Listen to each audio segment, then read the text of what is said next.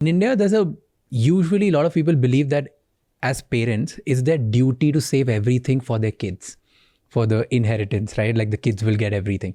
Using all the money for pledging and giving it back to the society or giving it to the children.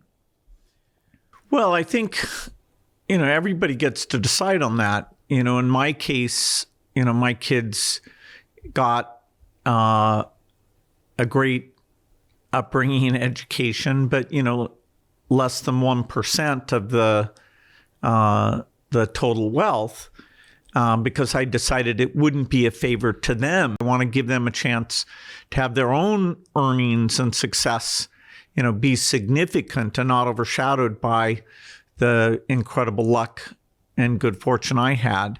And different families see that differently. I think the people who've made fortunes from technology are less dynastic, and so they'll even take their capital and give a lot of that away.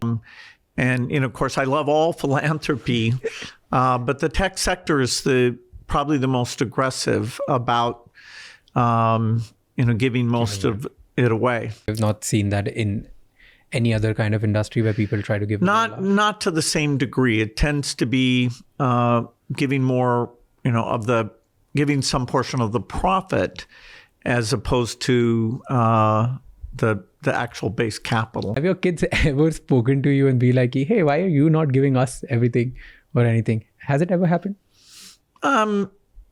You don't want your kids to ever be confused about your support for them and your love for them. And so I do think explaining early on your philosophy, that you're going to treat them all equally, and that you're going to give them incredible opportunities, but that, the highest calling for these resources is to go back to the neediest through the foundation. They've seen the success of the foundation. I hope they're very proud of the foundation. And